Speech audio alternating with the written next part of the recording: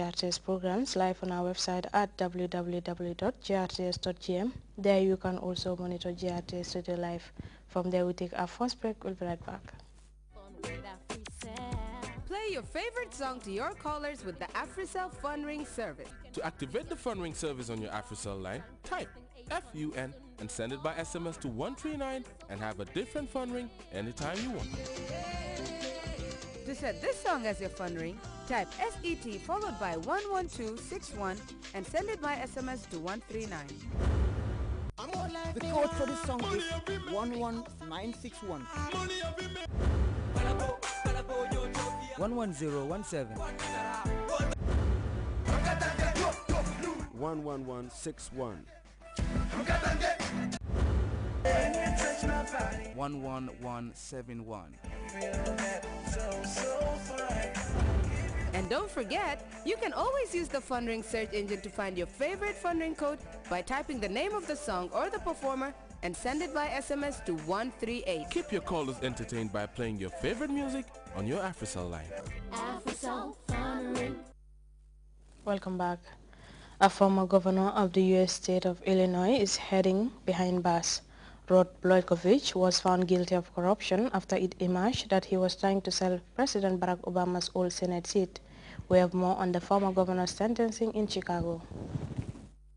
Rod Blagojevich showed no emotion as the judge in this case handed down a 14-year sentence to the former governor of Illinois. The judge told Blagojevich, in essence, he didn't believe him when he took the stand in his own defense in this case, and he said the jury didn't believe him as well. And the judge also said the real harm here is the erosion of public trust in government. The image of corruption coming from the governor's office, said the judge, seeps into the fabric of the state of Illinois, and you did that damage. After he was sentenced, Rod Blagojevich came downstairs and talked to the media briefly. Here's what he said. Something very, very brief. More than taking any questions. Rudyard Kipling, in his poem, If, among the things he wrote was, if you can meet with triumph and disaster and treat those two imposters just the same, Patty and I, and especially me, this is a time to be strong. This is a time to fight through adversity. This is a time for me to be strong for my children, be strong for Patty, and this is also a time for Patty and me to get home so we can explain to our kids, our babies, Amy and Annie, what happened, what all this means, and where we're going from here. So we're going to keep fighting on through this adversity, and see you soon.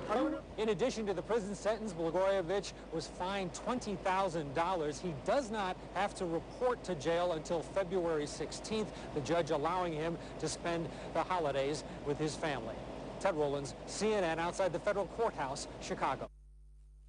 The White House has dismissed comments made by Syrian President Bashar al-Assad to America's ABC network as just not credible. In it, the Syrian leader says he has never authorized crackdown on protesters. Meanwhile, from inside Syria, there have been reports of more deaths and defection from the army.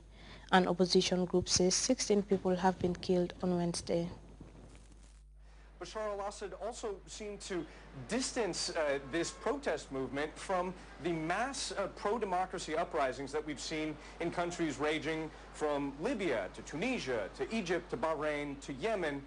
And he also claimed that no orders were ever given to the Syrian security forces to use force against anti-government demonstrators. Take a listen to this excerpt from his ABC News interview. There was no command to kill or to be brutal. People went from houses to houses. Children were arrested. I saw those pictures. To be frank with you, Barbara, I don't live here. How did you know all this? We have to be here to see. We don't see this. So it cannot depend on what you hear in the United States. I saw reporters who brought back pictures. Yeah, but how did you verify those pictures? Yeah, so that's why we are talking about false allegations and distortion of reality. We don't kill our people. Nobody kill, no government in the world kill its people unless it's led by a crazy person. For me as president, I became president because of the public support. It's impossible for anyone in this state to give order to kill. Do you feel guilty? I did my best to protect the people, so you cannot feel guilty when you do your best. Now, Bashar al-Assad's denials are likely to hold weight with his hardcore supporters, but they were largely met with disdain by critics outside of the country and certainly by opposition activists that I've spoken with inside Syria, particularly in the restive city of Homs, the scene of much bloodshed in recent months. One activist I talked to there, Manita, he said he started laughing when he heard this interview. He insisted that 15 people were killed in Homs on Wednesday alone. And take a look at some of the videos that have been emerging there within the last 24 hours. Of course, we're not allowed inside of Homs right now. One video showing what appears to be Syrian security forces backed up by an armored personnel carrier. Gunshots taking place in that city, and what appears to be a Syrian soldier dragging away the body of what seems to be one of his colleagues. We also saw videos, very disturbing videos, of children apparently wounded in shrapnel fire. That's according to opposition websites that are distributing some of these videos. And also the funerals of at least 3 opposition activists, which Syrian opposition groups say were killed, and that their bodies showed marks of torture. Their coffins led through the streets of Homs. That is just one city in this country which has been racked by violence and opposition protests since last March. The United Nations estimating that more than 4,000 people have been killed in the cycle of violence there. Bashar al-Assad in his interview claiming that the majority of those people killed were supporters of the regime. The vast troves of videos and documents and human rights groups reports that have emerged indicate that actually the regime of Bashar al-Assad has the monopoly on the weapons and the heavy armor that could carry out much of this killing. A second break station.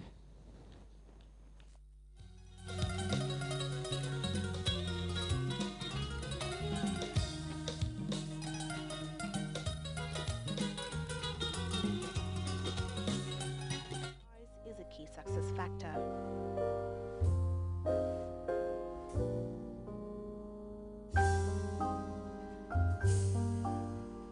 Zenith Bank, the biggest bank in West Africa, is expanding in the Gambia.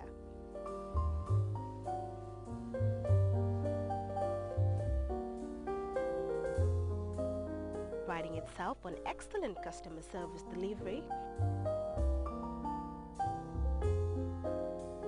Zenith Bank Gambia opens a new branch on number 9 Nelson Mandela Street in Banjul.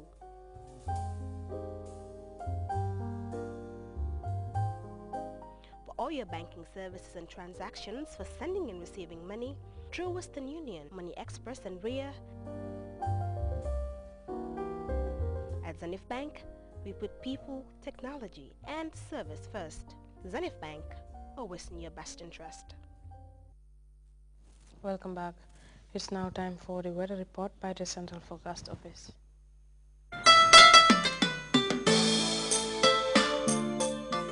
The Gambia is endowed with a wonderful landscape full of baobab trees. Like its Cape Point in Bakau, it is one of the most exotic sceneries in the world.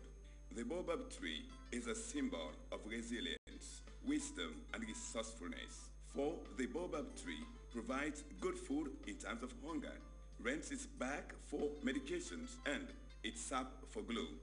In the Gambia, there is a company like the baobab tree, 100% African and purely Gambian in all aspects. In know-how, design, value, capital, and management. That company is Elton. Elton, employing hundreds of Gambians and proudly associating itself with development in the Gambia. Elton, side by side with the Gambia. It's a warm welcome from the Central Forecast Office. This is the weather news. First, we begin with the summary followed by the forecast. I am your presenter, Hadi Choi.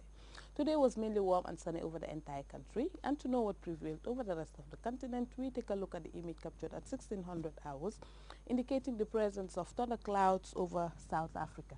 Elsewhere was dry and stable during the period. For the forecast tonight, we'll be expecting dry, cool, and partly cloudy conditions to prevail over the entire